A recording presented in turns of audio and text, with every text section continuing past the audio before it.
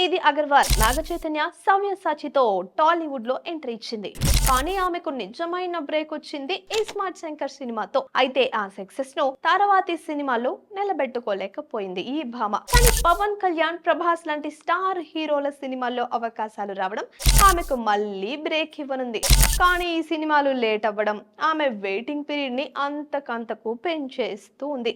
క్రిష్ జాగర్లముడి, జ్యోతి కృష్ణ దర్శకత్వంలో రూపొందిన హరిహర వీరమల్లు తొలుత సంక్రాంతికి రావాల్సి ఉండగా తర్వాత మార్చి 27కి పోస్ట్ పోన్ అయ్యింది. ఇప్పుడు మే 9న విడుదలకు సిద్ధమైంది. కానీ ఈ అనేక వాయిదాల వల్ల సినిమాపై క్రేజ్ తగ్గిపోయింది. ఇప్పుడు సినిమా ప్రమోషన్ పూర్తిగా నిధి అగర్వాల్ భుజాల మీదే పడింది.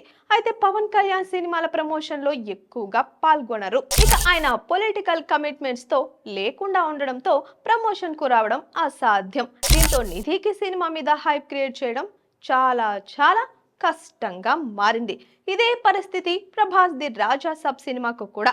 ఇది ఏప్రిల్లో విడుదల కావాల్సి ఉండగా ఇప్పుడు ఎప్పుడు విడుదలవుతుందో స్పష్టత లేదు.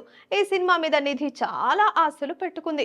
ఎప్పుడెప్పుడు సినిమా గురించి మాట్లాడడానికి అవకాశం వస్తుందా అని చూస్తోంది. కానీ సినిమా ఆలస్యం అవ్వడం ఆమె ప్రయత్నాలను వృధా చేస్తూనే ఉన్నాయి. పెద్ద సినిమాలో నటిస్తున్నా పాపం నిధి స్టార్ హీరోయిన్ గా మారే ఛాన్స్ కంటిన్యూస్ గా లేట్ అవుతూనే ఉంది. ఆమె ఎదురుచూపులు ఎప్పటికి ఫలిస్తాయో ఏమో చూడాలబ్బా. Please subscribe to the channel and download the Politicos app from the links in the description.